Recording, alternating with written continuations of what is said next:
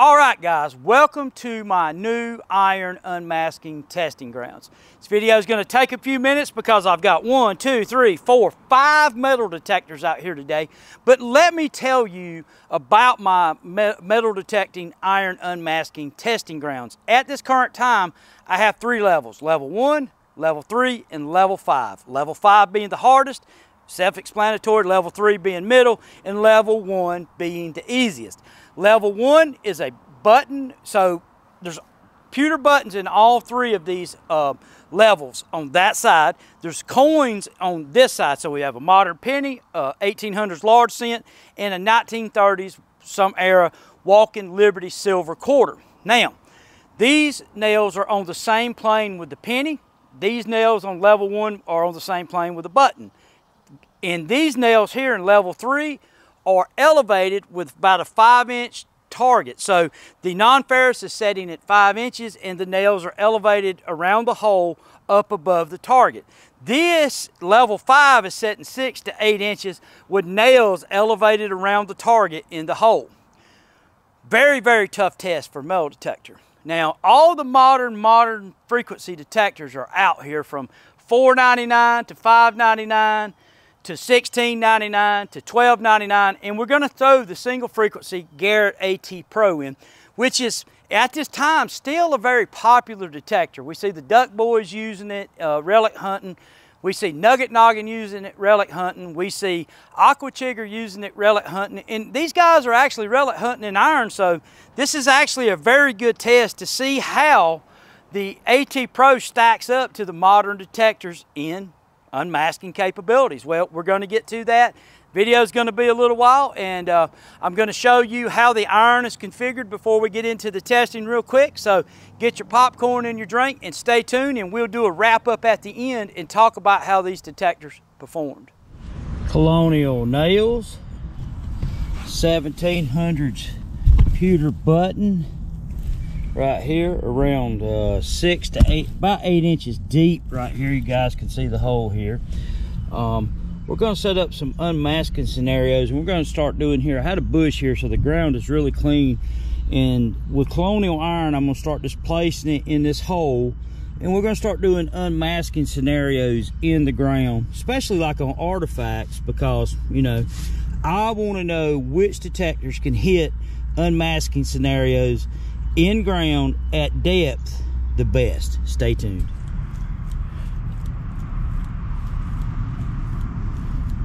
Over the hole, nothing. Good deal.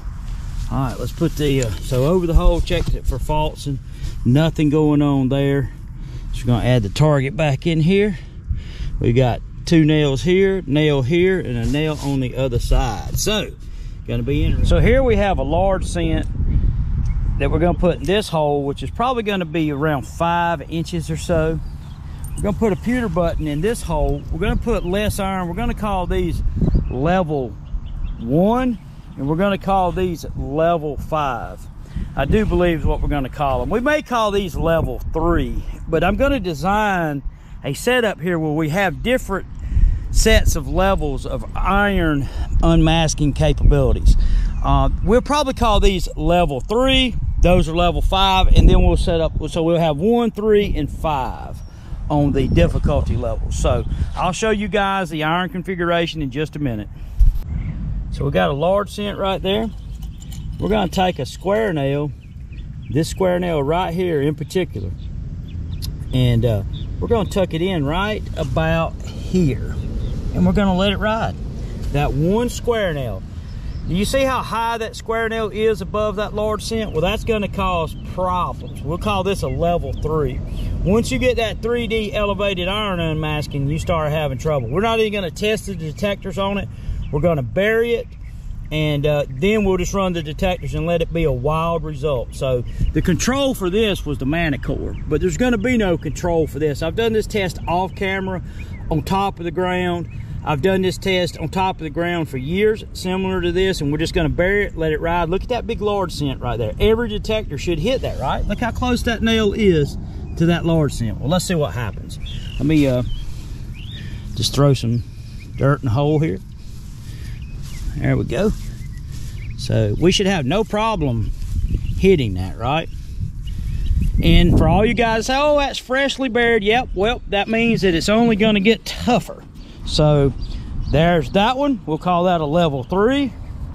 Let's move on to this one. And I'm gonna have to do some configuring with this one because this is a lower conductor.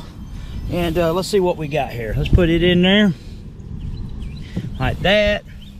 Drop it flat like that. That's one of the 1700s buttons that I found recently. We're just going to use one piece of iron. Let's see here, something that about like that right there. We're going to tuck it off at a height right here.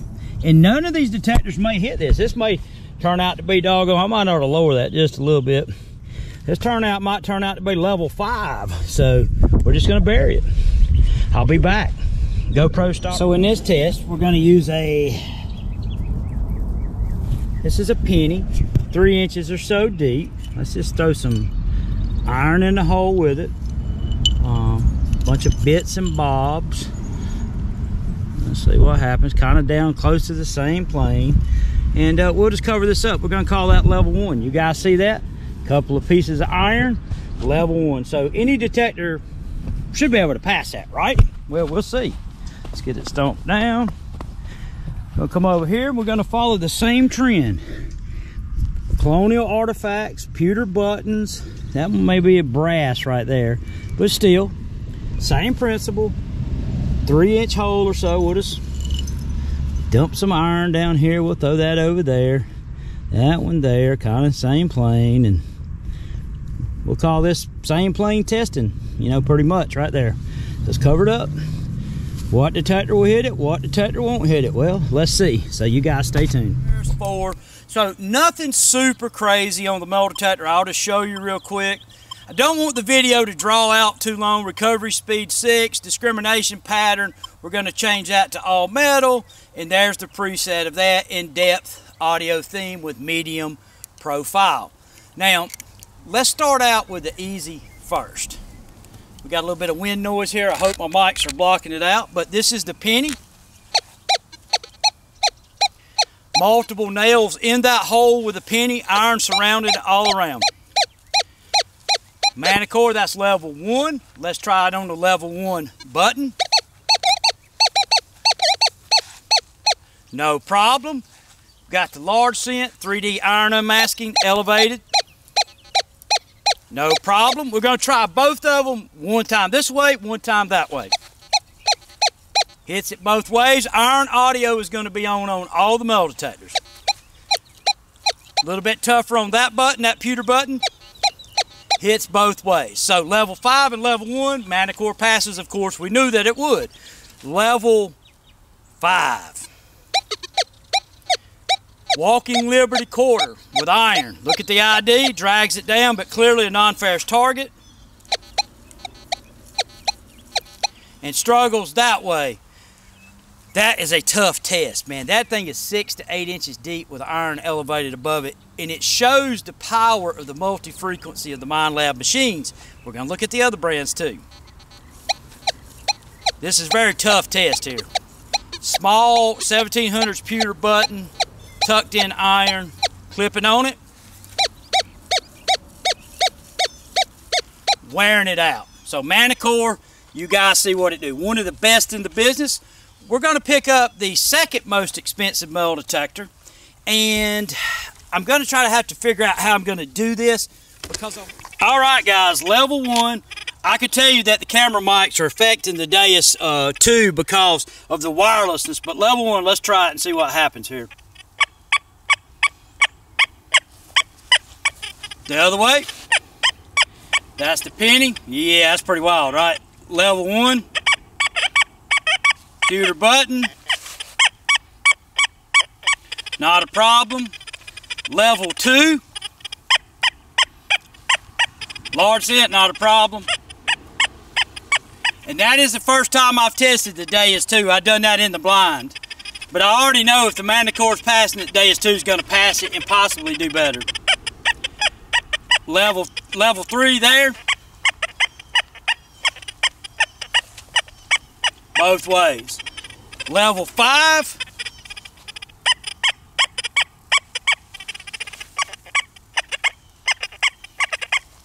Level 5 button.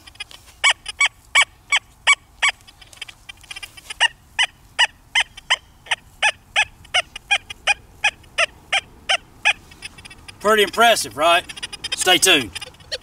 Minelab Elite, iron volume on. Let's check it out here. Guys, see the settings, part 2. Nothing crazy. Recovery 2. Iron bias 0. So nothing crazy, very huntable settings. Let's look at level 1. Let's look at the sensitivity. Let's bump the sensitivity down. Let's go in here and noise cancel this thing real quick.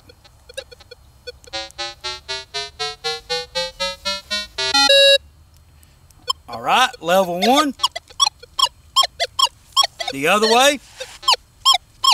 Not a problem. Level 1 button. The other way. Level 3 large scent. Remember, that's a penny with nails on the same plane on that level 1. Level 3 large scent. Not a problem. Level 3 button.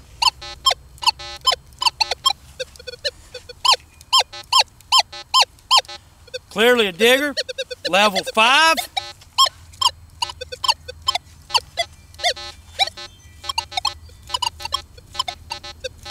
That's pretty close though. That's pretty good for $599 detector. Level 5 button. The other way. That's pretty doggone good, right? Well, things are getting tighter in the multi-frequency market. I can go ahead and tell you guys that. So let's break out Nokta's unit here. And you guys give me just a second. Let's cut the iron on. Let me guys show you guys the settings here. Nothing real crazy. Recovery 4. There's nothing real crazy in this detector. Iron filter, we're going to lower it down to 0 because we got these machines opened up. Nothing real crazy going on here. Pitch tones, pretty much the same thing we got going on in all of these detectors. So, level 1. The other way. Level 1 button. No problem. Level 3 large scent. That's a $499 machine. Level 3 button. The other way. Not a problem. Level 5. Tough right here, buddy. $499 unit.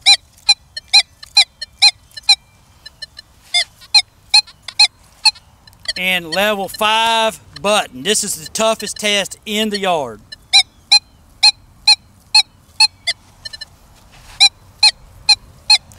That is the toughest test in the yard. Now, all right, guys, so I've got the AT Pro here set up in 0 mode, 0 discrimination. I've got it opened up. We're going to go level 1, level 3, level 5. Let's check it out. Level 1 penny.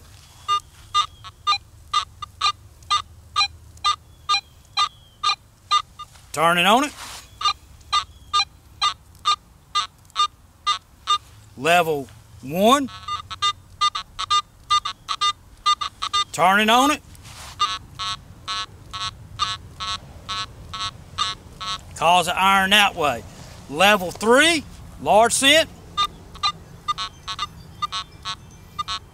Look at the ID. Turning on it.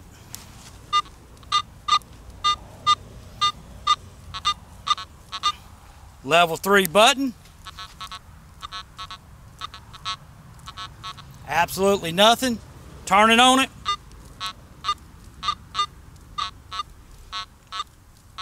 You guys be the judge. Level 5. Turning on it. Straight iron. Level 5. Turning on it. Possibly right there, maybe.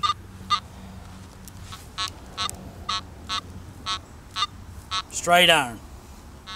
All right, guys, let's talk about it. All right, guys, you see how it played out. And, you know, I guess my question is, and it's just a question, but in 2024, why would you want to use this metal detector in heavy iron hunting?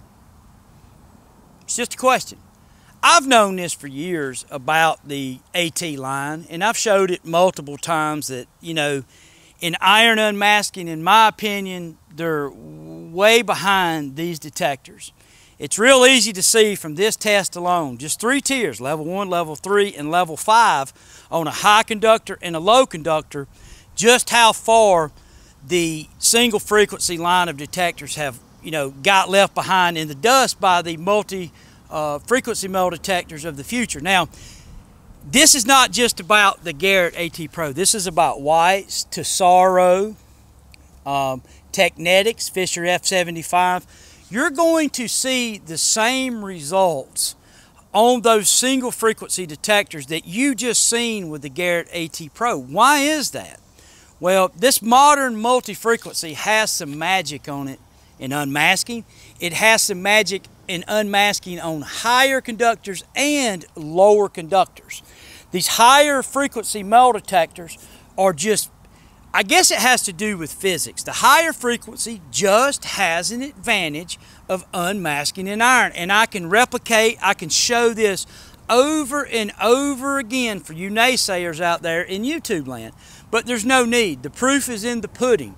I've showed it multiple times over the years. I've known this for many years now, since the Deus 1 come out with the single frequency HF coil, and we started testing the higher frequency in iron unmasking scenarios. And it is just physically impossible for an AT Max, a AT Pro, an F75, a Technetics T2, a White's MXT, a White's MXT Pro, a Tesoro. It is physically impossible because of the, I guess that's the right language to use. It is just impossible for that detector or those detectors to keep up with these detectors today, for the simple fact that these detectors run higher frequencies. And there's other aspects to that, but that one thing dictates or makes these detectors more capable in iron unmasking is that higher frequency. And yes, there's processors and all that, but that one thing, that is why in 2024, I had to ask you guys, why in the world would you be running any type of single frequency unit from any manufacturer if you're hunting any type or if you're hunting in any type of iron looking for coins and relics? And that's just a question that you're going to have to answer for yourself. And I know somebody will have something to say. If you disagree, leave a constructive criticism or comment. I'll respond to it. But if it's negative and just totally, it's an indefensible point, guys. I've got all these metal detectors. I've used all these metal detectors. I've tested all these metal detectors. And anybody that tries to defend these detectors over the new modern detectors in iron unmasking, you're trying to defend an indefensible point. So it's useless, it's in vain, you know. But if you got the nostalgia, or, you know, whatever, you got a love affair with the brand, then more power to you, and to each his own. But it is an indefensible position. Modern multi-frequency detectors have an advantage, a big advantage, especially in iron unmasking, beach hunting, multiple soil conditions, target ID, depth a lot of times, and knowing what is at depth with the target ID, more accurate. It's not even close, guys. So if you're on the fence about buying a single frequency older detector because of advertising or people using it on YouTube, think again. Those modern multi-frequency detectors will find you more goods in the field on average. Stay tuned.